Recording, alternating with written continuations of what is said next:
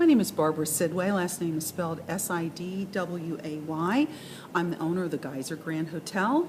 Geyser spelled Geiser.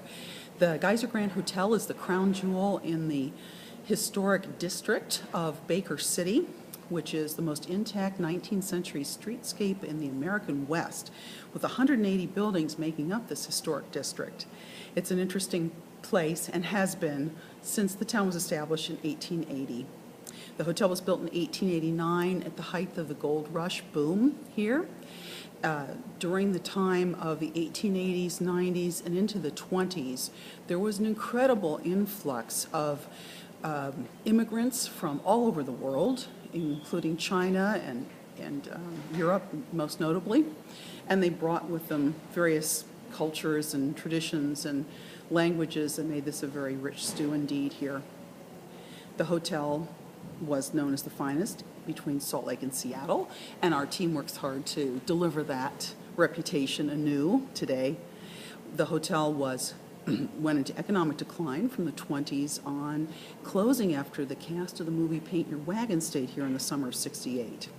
Millions of dollars and lots of effort went into a restoration, and ta-da, it reopened, beautiful as it is today in 1998. The stories of ghosts began really before the hotel even opened to the public. My personal ghost story probably isn't as good as others that you'll hear, but I'll tell it to you anyhow. I was staying in the hotel. I was the first person to stay here since the summer of '68. And I was asleep. I was woken about midnight, and I heard what was clear to me a party going on. Lots of voices, not just a couple. Glasses clinking, singing, music kind of situation. And I told my husband, sleeping next to me, we've got to find out who's broken into the hotel and secure the property. Go get him, Tiger. So he went around the hotel looking everywhere, couldn't find the people, and couldn't even locate the source of the noise, which was very strange because I had my ear to the wall, I was awake, and I knew what I was hearing. Eventually, I went back to sleep, didn't think much of it, until many months later, a person who was a bartender at the hotel in the 1950s told me, "Have you heard them yet?" "What?" "Oh, the party ghosts." And she described how every night they would regularly hear the party ghosts in the original dining room, which is adjacent to the bar. And they would open the double doors into the room, and no one would be there, and the noise would stop. And it was just an accepted part of working here.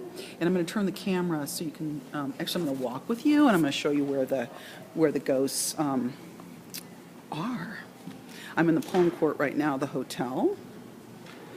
And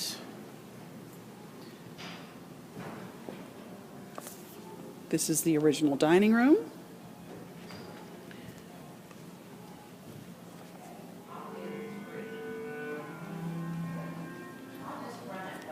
And here I'm showing you the doors into the bar that we're talking about. So that's my ghost story. It certainly, I never was a ghost believer before that, and it really took me back. Didn't scare me. I thought it was kind of, and I still think it's kind of fun that ghosts would want to hang out. I think they want to hang out here because it's a beautiful place and it's authentic. So if I were a ghost who was here 100 years ago, I would be able to walk the hallways without any care because it's completely authentic, exactly like it was 100 years ago. And isn't that what a ghost would want if you were a ghost? Wouldn't you want to be comfortable that way? So I think that's why. So what happened here that would have caused the ghost to be here? Really, I think it's lots of partying and good times. That's the reason they want. That's what happened here, and that's why they want to be here. There are specific stories about other ghosts that I have heard consistently from different people over the years here. One is Grandma Annabelle, also known as the Lady in Blue, who goes up and down our grand staircase, which I will show you. Let's see how I can work this. My new iPad for you. Well, I don't want to disconnect it, so I'm just going to hope you can see. That's our grand staircase.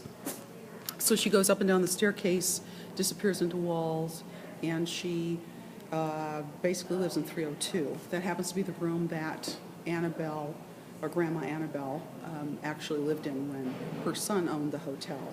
She was known as a very feisty woman. She would hang out in the bar. She had her own bar stool, and nobody sat in Grandma Annabelle's bar stool. That was hers. After she died, her ghost would pinch the butt of any man who would sit in her bar stool. And so immediately after her death, it was believed by people that frequented this place that she never left the hotel, and it's still believed that's the case, although I have not seen her personally. I certainly talked to a lot of people who have. Most notably, a New York Times reporter, Laura Silverman, who was sent out here basically, I think, to debunk the ghost myths. And she stayed in 302 overnight, the cupola suite that Grandma Annabelle used to live in, and she had a personal experience.